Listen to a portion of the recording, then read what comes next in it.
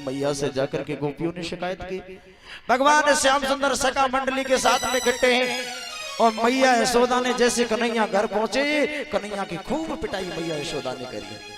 भगवान बोले दारी की गोपी अब तो तुम मैया के घर शिकायत करने पहुंच गई हैं, अब मैं तुम्हें कल देखूंगा। भगवान ने सब ग्वाल वालों को इकट्ठा कर लिया, बात न करे। जब सब ग्वाल वालों को इकट्ठा किया, भगवान बोले जी बता भैया तुम्हें मक्खन मिलता है खाने को? मदमंगल बोलो भैया मक्खन की तो बात छोड़, हमें तो छाछ भी ढंग से नहीं मिलती। श्रीदामा से पूछा भैया तुम्हें मक्खन मिलता है? बोले मक्खन छोड़ भैया हमें तो कभी भी छाछ नहीं मिली। सारे ग्वाल वालों ने फिर तंत्र में उल्टा जवाब दे दिया। जब सबने उल्टा जवाब दिया तो भगवान बोले ग्वाल वालों ये बताओ अगर तुम्हें रोजाना मक्खन खाने मिले तब? बोले कन्हैया याद है सुंदर कौन सी बात है, रोजाना मक्खन मिल जाए परंतु मेरी बात माननी पड़ेगी। बोले कहा बात माननी पड़ेगी? ऐसा करो ऐसा न करे कि इन गोपियों के घर में जैसे ही मक्खन बनाए वैसे ही जाके चुरा ले। दामा बोलो ल कर ले बात, एक नई बात हो सिखाने आगे चोरी सिखा रहे हो हमें? ना ना भैया हम ना रुकेंगे। भगवान को छोड़ करके दामा जाने लगा। भगवान बोले दामा भैया रुक रुक रुक, एक बात बता, खाने पीने की कोई चोरी होती है? अरे खाने की वस्तु किसी के यहाँ से तोड़ भी लो तो क्या चोरी है, पर खाने से ज्यादा मत तोड़िए तब चोरी है, खाने से ज्यादा तोड़ोगे। सब ग्वाल वालों को तैयार कर लिया। अब भगवान एक प्रश्न और कर दिया, दामा भैया तू ये बता कि चोरी सबसे पहले कहां से सीखी जाती है? बोले भैया ये तो अपने घर से सीखी जाती है। दामा बोलो तू बड़ो चालाक है कन्हैया, इसका मतलब मेरे घर में चोरी करेगा? नहीं नहीं कन्हैया आज हम तेरे घर में चोरी करेंगे।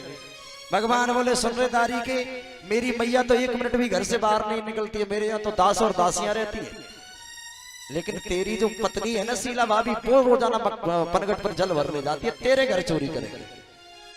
दामा बोलो ले कर ले बात, उपदेश हमें दे रहा है कि चोरी अपने घर से सीखी जाती है और चोरी करेगा हमारे घर में। भगवान ने सब ग्वाल वालों को समझाया और ये कहा भैया दामा ये बता तेरी पत्नी शीला भाभी पनघट पर जल भरने कितने बजे जाती है? बोले 12 बजे। अब कितना बज रहा है? 11 बज रहा है। भगवान बोले चल तेरे घर चोरी करेंगे। रेटा पेटा छदामी मदमंगल श्रीदामा सब ग्वाल वालों को लेकर के भगवान गए और जैसे ही देखा उस गोपी ने सर पे मटकी रखी और पनघट के लिए चली गई। भगवान घर में घुस गए। भगवान जैसे ही अंदर घुसे देखा वहां पर मक्खन है ही नहीं, मक्खन नहीं है। दामा कहने लगा कन्हैया यहाँ मक्खन है ही नहीं। भगवान बोले अभी तक कोई भी गोपी मक्खन बेचने मथुरा नहीं गई है, मक्खन यही कहीं होगा, ढूंढ लो। तो सबने ढूंढा तो ऊपर छीके पे मक्खन रखा हुआ था। हमारे यहाँ के भक्त तो जान रहे होंगे छीका क्या होता है।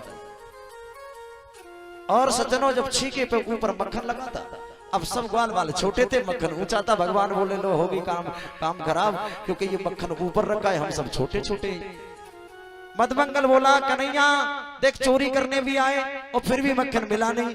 भगवान बोले मेरे पास एक उपाय, ध्यान देना वक्त। भगवान बोले मेरे पास एक उपाय। एक गोपियां चालाकी करके गई थी, ध्यान दो वक्त। गोपियां एक चालाकी करके गई, जब छीके पर मटकी रखी थी ना वहां पर एक घंटी बांध गई थी कि कोई ग्वाल अगर इसको छुएगा तो घंटी बजेगी, हमें मालूम पड़ जाएगी, झट पकड़ लेंगे। अब ऊपर घंटी बनी है। भगवान बोले रेटा पेटा छदामी मदमंगल श्रीदामा रे ग्वाल वालों मेरे पास एक उपाय है। क्या उपाय है? मदमंगल भैया तू सबसे बड़ो है ना उनमें, हाँ, और तो से बड़ो ये दामा है। पहले दामा को नीचे झुका कर ले बात, फिर मदमंगल को चढ़ा, ठीक है, फिर रेटा पेटा छदामी और सबसे ऊपर हम। दामा बोलो ले कर ले बात, हम नीचे झुकेंगे, झुके रह जा, तू ऊपर मक्खन खा के चला जा। नहीं नहीं कन्हैया तू नीचे और हम ऊपर। भगवान बोले लाला देख मैं छोटो सा हूँ और तुम सब मेरे ऊपर चढ़ोगे तो मैं दब जाऊंगा। अच्छा ठीक है मक्खन खिलाएगा ना? बोले बिल्कुल खिलाऊंगा। अब जैसे ही ऊपर चढ़े सज्जनों, ग्वाल के ऊपर ग्वाल, ग्वाल के ऊपर ग्वाल, ग्वाल के ऊपर श्याम, और जैसे ही छींकों को पकड़ो भगवान बोले पाई गई।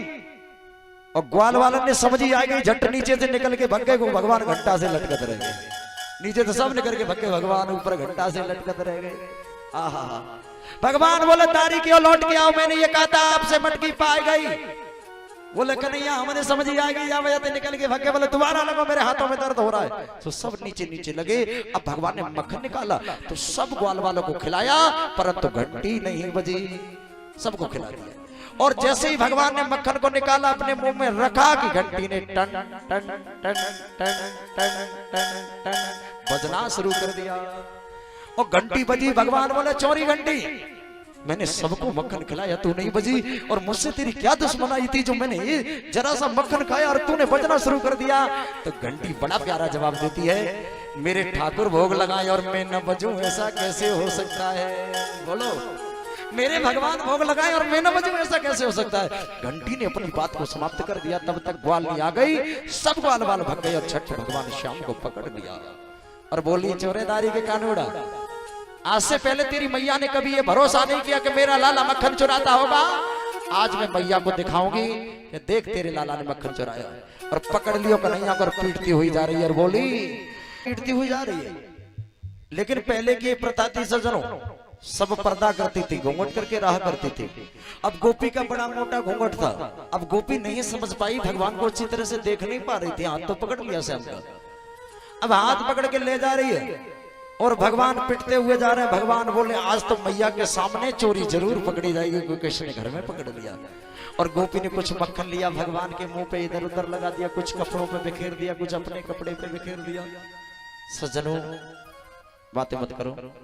इधर देखा, भगवान को जब गोपी पकड़ करके ले जा रही थी, उधर भगवान ने उसके पति को बुलाया, दामा को बुलाया, दामा भैया इधर आओ। दामा पास में आ गया और उस गोपी से कहा, गोपी मेरे यहाँ हाथ में दर्द है, यहाँ हाथ छोड़ दे और यहाँ हाथ पकड़ ले। सो गोपी ने घूंघट तो किए हुए थी, गोपी उस हाथ को छोड़ा, दूसरा पकड़ना चाहती थी। तब तक उसके पति का हाथ पकड़ाया और भगवान भाग गए।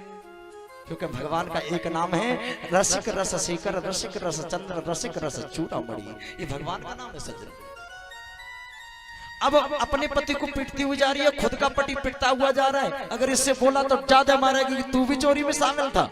अब पिटते हुए जा रहे हैं और भगवान दौड़ करके गए छोटे वाले गेट से, मैया की गोद में बैठ गए। मैया से कह रहे, अरे मैया भूख लगी है, थोड़ी माखन मिश्री दे दे। भगवान कह रहे, माखन मिश्री दे दे। ओहो सज्जनों, जैसे भगवान माखन मिश्री मांग रहे हैं, उधर तब तक गोपी पहुंच गई। अरे मैया यशोदा, देख तूने मेरी बात पर कभी भरोसा नहीं किया, आज मैं तेरे लाला को पकड़ के लाई हूं। गोपी को मैया बोली, मेरा लाला मेरी गोद में बैठो और दारी कह रही है, पकड़ के लाई हूं। सो मैया बाहर निकल गई, मैया देख तेरे कन्हैया पकड़ के लाई हूं। मैया यशोदा बोली, दारी की घूंघट उठा के देख, मेरो लाला या तेरा खसम है, देख ले घूंघट उठा के। जैसे ही पर्दे को उठाया तो दामा के एक गाल पर चाटो मारो मौदू, तूने रास्ते में नहीं बताया, मैया के सामने झूठा बनवा दिया। आप सभी भक्तों से मैंने एक निवेदन करूं, हमारे संत लोग एक बात कहते थे,